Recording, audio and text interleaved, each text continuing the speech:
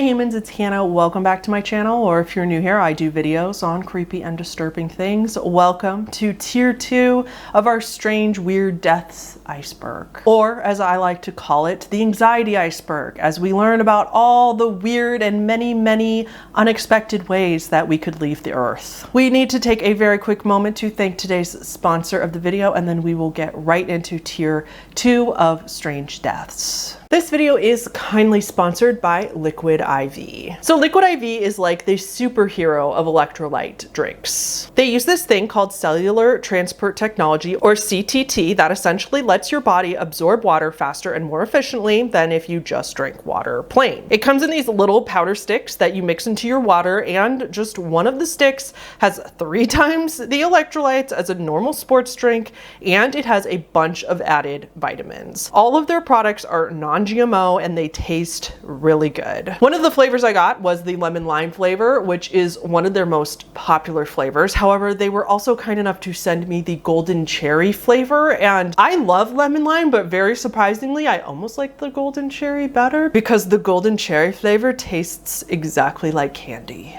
Now, their ingredients, they actually use a combination of pure cane sugar and stevia. And I'm only mentioning this because let me tell you, I am super duper sensitive to the flavor of any artificial sweeteners, including natural artificial sweeteners like stevia. But honestly, I was shocked to learn that Liquid IV uses it in their products. Until I actually read the ingredients, I had no idea. There was no aftertaste. I could not taste it at all. As a lot of you guys know, I also actually have Crohn's disease, and so it's even more important for people like me to stay hydrated every day, and Liquid IV has really been helping me stay on top of that without having to chug so much water. I haven't flown since the pandemic, but I am planning to as soon as I possibly can, and I am definitely going to put a bunch of these in like the little snack bags. You know how you set up a snack bag for your airplane trips? I'm definitely going to put some of those in there because they're just little packets you could mix into water, so they're super travel friendly. And then you know how we all get dehydrated on planes? Like, it's impossible not to go up in the air like that and feel really bad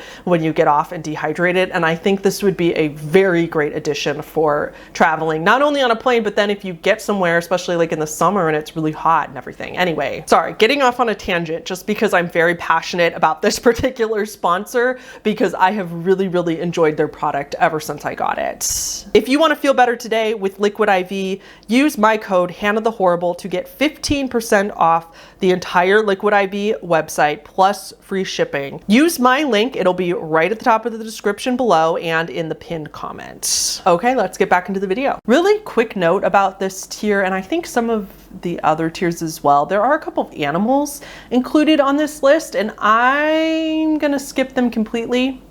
There's only a couple, but I'm gonna be honest, I don't want to research them, and then I don't want to talk about them, and then have to watch myself talk about it again, and then have to find pictures, and I don't want to.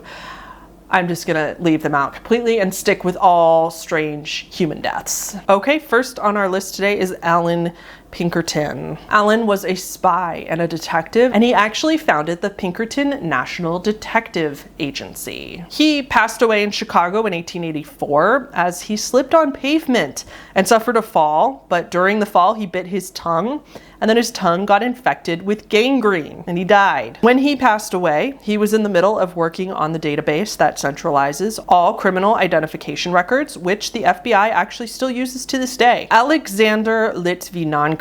Alexander was a British naturalized Russian defector and had worked at the office of the Russian FSB, aka the Russian Federal Security Service. He specialized in trying to expose and prosecute organized crime. He was also a very open critic of Vladimir Putin, and as we know, Putin is very open to and really embraces constructive criticism. On November 1st, 2006, Alexander suddenly became ill, and he passed away only a couple weeks later on November 23rd. It was concluded that Alexander was poisoned with polonium-210, which is a deadly radioactive compound that someone had slipped into his tea while he was in London. It was later determined that not only was this a murder, but it was an assassination by the Russians. We don't know for 1000% certainty, but allegedly this was ordered by Putin Putin himself. As of 2016, Alexander is the first and only confirmed case of intentional polonium-210 poisoning. That is the only one we know of that was using the substance specifically for assassination. Anton Yelchin is next. This one was more recent, and after reading about it, I realized that I remembered when this happened, and I also remember being absolutely disturbed and horrified by it. Anton was an American actor. You may recognize him from the Star Trek reboot movies, Odd Thomas, Taken, among many other things. He also briefly dated Kristen Stewart. His body was discovered at his home when his friends and acquaintances became worried when he didn't show up for rehearsal. His friends found him after midnight on June 19th, 2016, and it would later be declared a freak accident. So Anton's driveway at his LA home was at a pretty steep incline. He drove into his gate, he got out of his Jeep Grand Cherokee, and he wanted to just check that the gate was locked and, you know, like get his mail. Little did he realize the car was not in park. It rolled down the driveway, hit Anton, and pinned him between the vehicle and the big cement pillar as well as the security gate.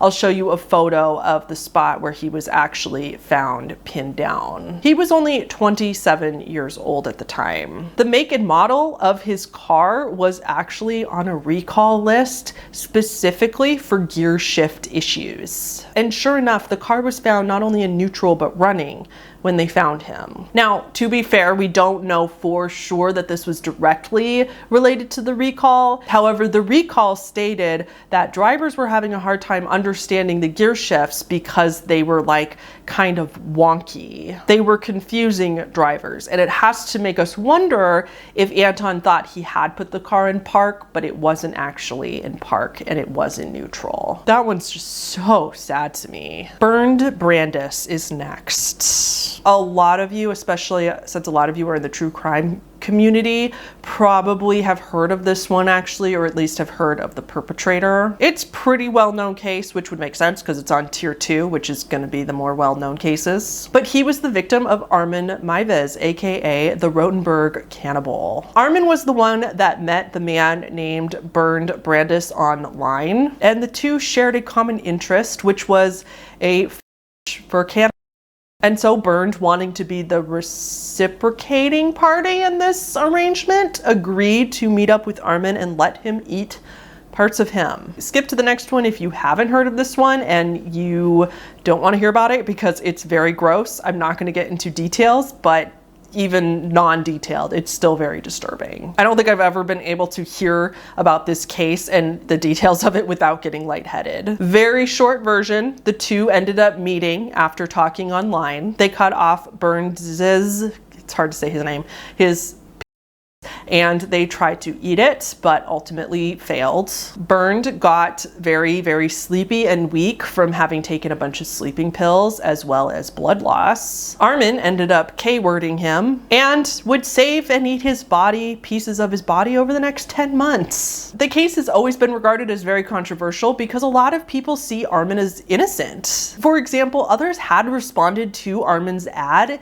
online, but they ended up backing out and would get cold feet, and Armin would not pressure them. He was fine with that. He only wanted somebody that was very willing and sure that they wanted to do this. Since it was so clear, they had everything on tape, by the way, since it was so clear that Bernd was consenting to this and willing to do this, a lot of people thought, well, that was his choice. However, on the other hand, and kind of the side that I lean more towards, is that Bernd could not possibly have been in a healthy state of mind to properly consent to something like this, and he must have probably been in order to be in a state of mind and consent to this. And therefore, no matter what, Armin kind of took advantage of somebody in a very poor mental state. Brian Douglas Wells. Here's another one that you've likely heard of, but just don't recognize the name. This is the pizza delivery guy that was pretty much forced to rob a bank.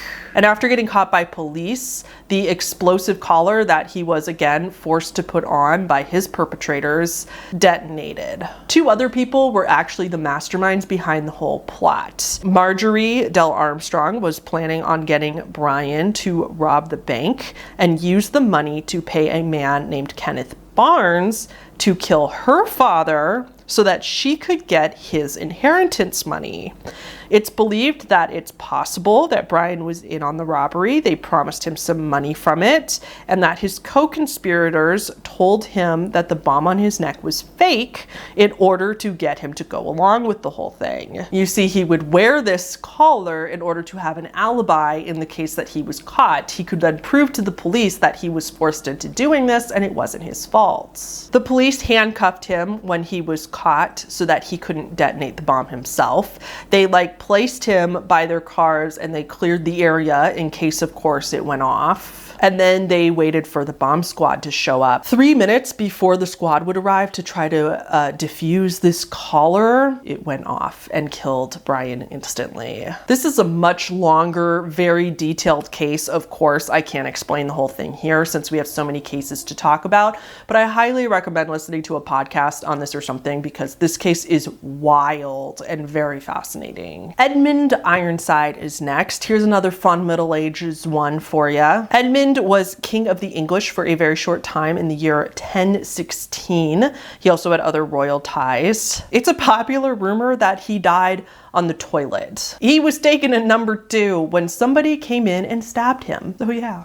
Next, Edward II of England. Edward II was the King of England in the early 1300s. This is again a possibly true historical rumor, but it's said that he was killed by his captors by putting an iron hot poker up his, well, you know, and they killed him that way. Elaine Herzberg. This one is so sad. She was walking her bicycle across a 4-lane road in 2018, but it was very dark. She was hit by a self-driving car. It was actually an Uber car, but it was an Uber self-driving car that was being tested. There was a backup driver that was riding in the driver's seat, but the car was on self-drive mode. Unfortunately, the backup driver did not manage to notice in time and hit Elaine, where she would then be rushed to the hospital, but later she would pass away. Get this, Uber was cleared of all charges.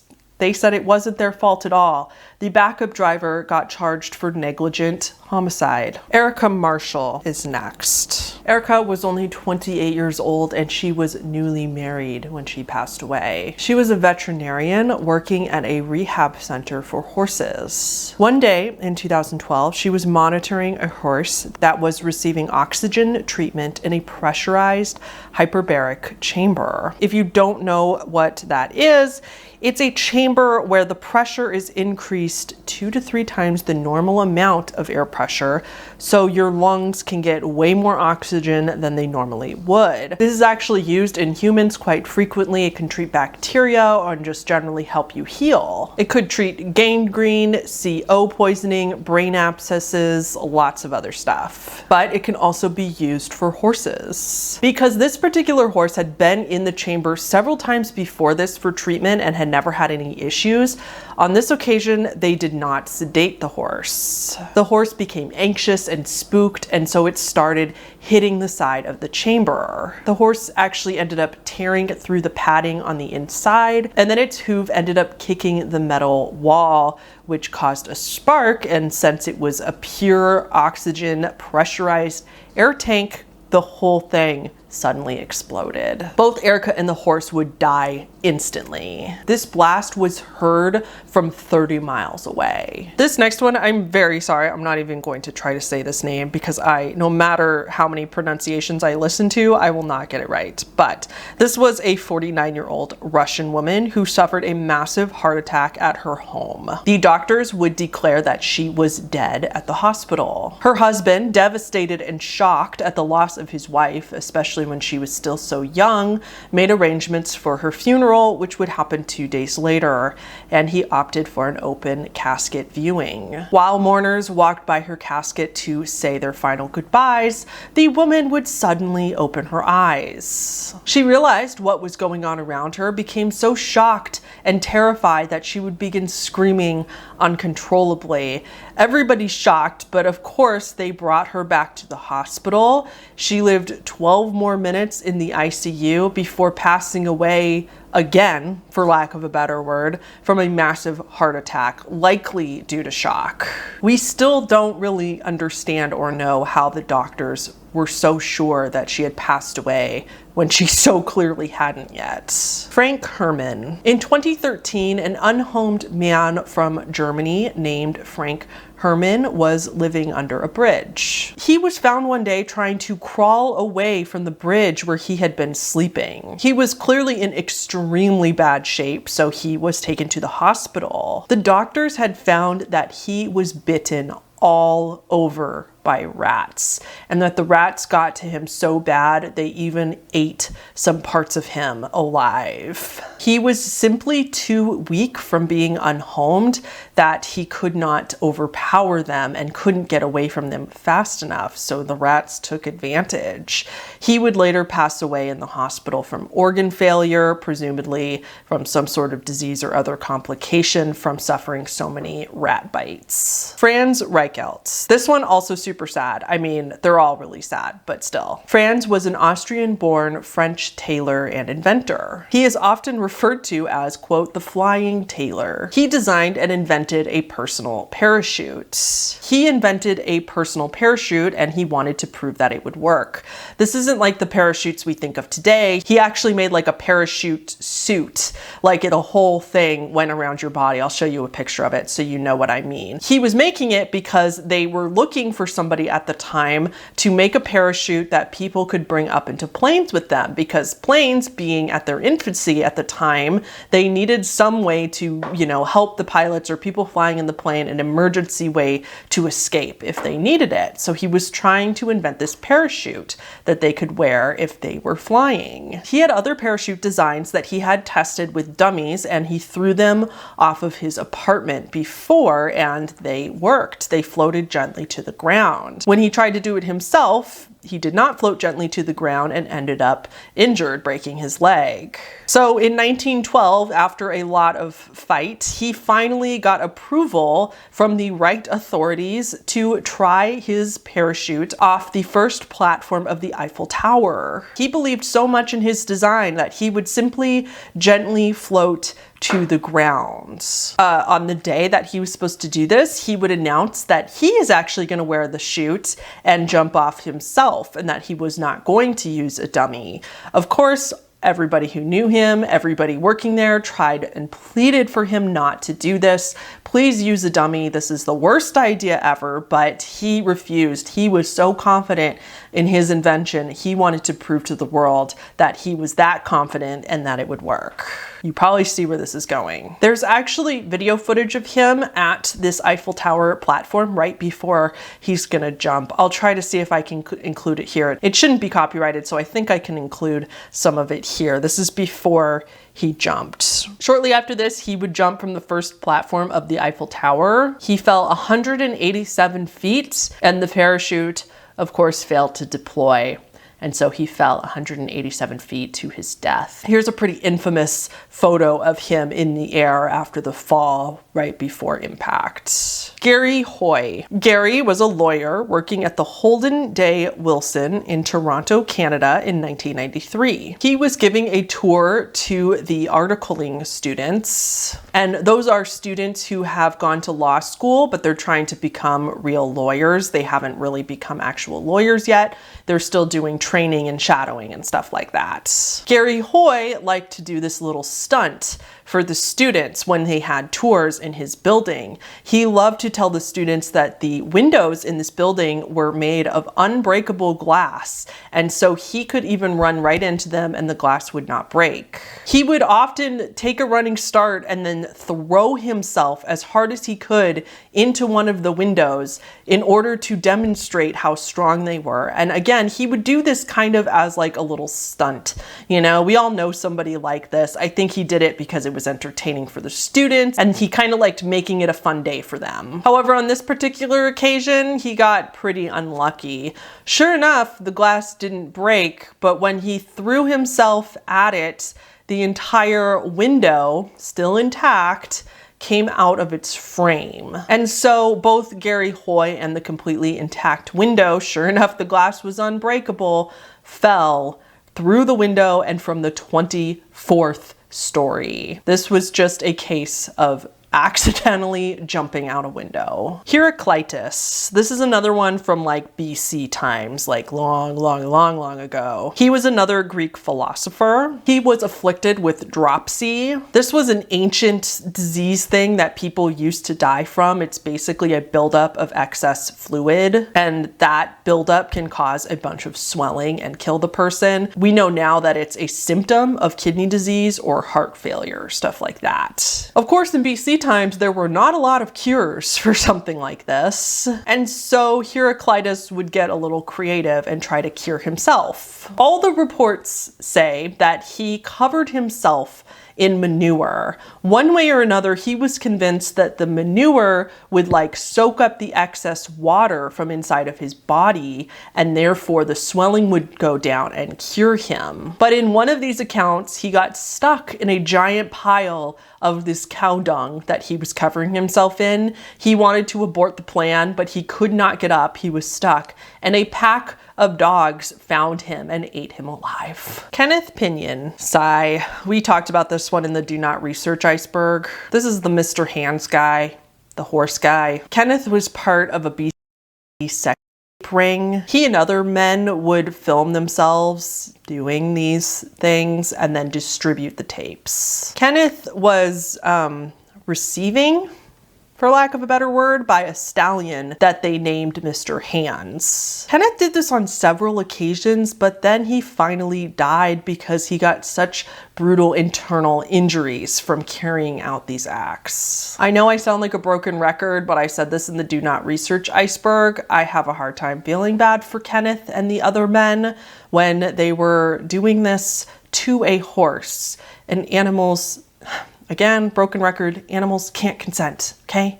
They just can't. Martin of Aragon. Martin was the king of Aragon and other places in the late 1300s to early 1400s. This is another case where it's possible he died from laughing too hard. Bora the jester told Martin of Aragon a joke, but Martin of Aragon was suffering from indigestion at the time. So he started laughing at this joke, and because of his indigestion, he had complications from laughing too hard and ended up passing away from it. It's also possible that he died from the plague or that he was poisoned.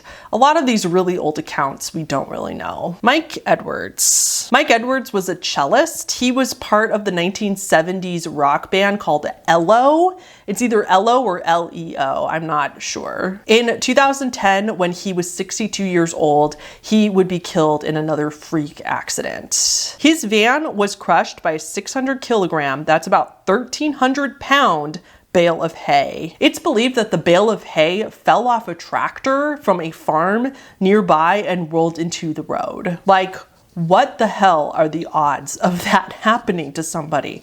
That's wild to me. Poor guy. Olga Gaikovich. Olga was a 29-year-old woman. She was riding in the passenger seat of a car in Russia. Very, very sadly, I kind of also remember this one happening, but a truck going in the opposite direction of them on the road, a brick fell off of their truck, flew through the air, and hit the windshield right in front of where Olga was sitting.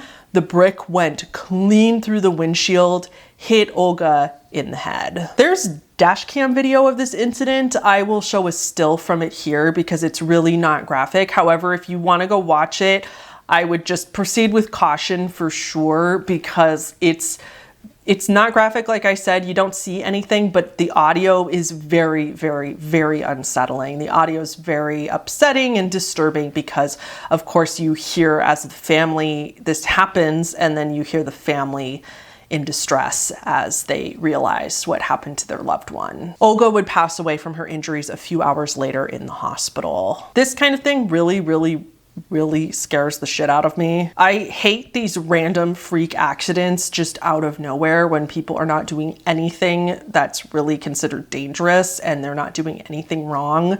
And just, oh my God, this poor woman and her poor family. Holy crap, I cannot imagine. Safi of Persia. Safi was the king of Iran from 1629 to 1642. He died in May of 1642 from heavy drinking.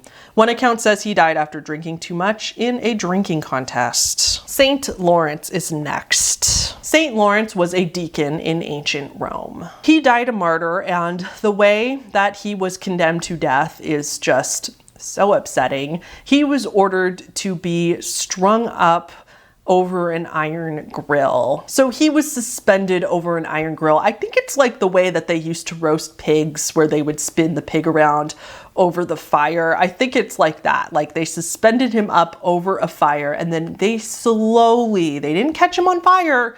They slowly roasted him to death. However, Lawrence was not fazed, and he was quite the badass. He apparently told his torturers at one point, and I quote, "Turn me over, I'm done on this side." And then right before he passed away, he said, "I'm cooked enough now." And then he died. What the fuck? Taylor Mitchell. Taylor Mitchell was a Canadian country folk singer born in 1990, and she passed when she was only 19 years old. She was walking in Cape Breton Highlands National Park's Skyland Trail in Canada when she was attacked and mauled by a pack of coyotes. She's the only known fatal coyote attack on an adult and the only fatal coyote attack ever in Canada. Really sadly, she was alive when they found her and even conscious, so they took her to the hospital, but she didn't make it. I have never heard of coyotes killing anybody though. I guess children, I think, is what sometimes happens because they look more like prey. But holy crap, coyotes are not something we typically think of as being scary creatures at all. The Twilight Zone accident. I actually talked about this one in a video from a very long time ago. Back in my baby YouTube days, I think I privated this video now, so you can't go back and watch it. Sorry, it's like so old and did really bad, so I think I just privated it with a bunch of other videos from a long time ago. But I did this video about like unethical directors and people that died or like had to do really unethical things on set because of the directors.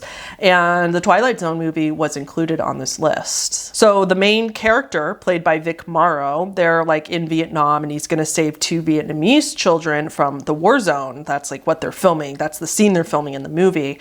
The 2 child actors were being paid under the table, so they didn't have to adhere to child labor laws. And that's why the children were working way too many hours, and that's why they were also there at night. John Landis was the director, and he just made a lot of bad choices that day. They were filming in the dark. The helicopter was a real helicopter that he kept instructing to go lower and lower for the shot, lower than what was safe. Around them were just like pyrotechnics, a bunch of water, all these other crazy effects going on, and it was just chaos while they were trying to shoot this scene. Vic Morrow was going in to try to shoot, you know, him saving the 2 children in the water like he was supposed to, but the helicopter gets too low and like a piece fell off and ended up Vic Morrow. One of the children also had the same fate as Vic, and then the 3rd person who died, but also the 2nd child, also passed away because they were just crushed. Everybody in this situation that was responsible was completely acquitted for any crime because, according to the court, they could not have predicted that this was going to happen, which is bullshit to me. I think John Landis should have been held responsible for this, as he was definitely negligent at the very least. Okay, our last one for tier 2 is Tiberius. Tiberius was the 2nd Roman emperor. He lived to be 77 in ancient Roman times. That's impressive. And like everybody in these old-timey stories, he was murdered. Anyway, he became super ill one day and even went into a coma. Doctors took a look at him and said that he was going to be dead within a day. So they set up his successor in preparation for his passing. They told everybody news of the emperor passing, and the new successor was spread all around the world. But just when they thought they had it all planned out, Tiberius would randomly sit up in his bed, all conscious and well, and ask for those around him if they had anything for him to eat. Rome had no idea what to do because they thought not only was he going to pass, but they had his successor all lined up, so everybody just freaked out and panicked. However, a commander named Macro kept calm, and the next day he went to Tiberius's room, where he was like buried in the heap of blankets, and just proceeded to smother Tiberius with them until he passed away. Problem solved. What a weird way to solve a problem, but okay, I guess an emperor couldn't, once there was a successor, an emperor couldn't stay an emperor if he miraculously made a recovery. I don't know. That's a weird one. Okay, guys, that is going to be it for tier 2. Hope you're enjoying this iceberg so far. Please give this video a thumbs up if you did. Thank you to all of my patrons on the screen right now. Shout out to top tiers Colin Holmes, Deck of Cards, Michelle Valdovinos, Tom L, JJ, Quasi Eli, Little Kittle Cat, Whimsicott Fan, Delta Wolf 776, Mitchell Schaefer Meyer, Mike, Alice Paul, Dark-Sided Otter, Brittany Phillips, Willow Winchester, Amanda Klein, Bambi, Neanu Keanu, Momo Neon, Philip J, and Covey.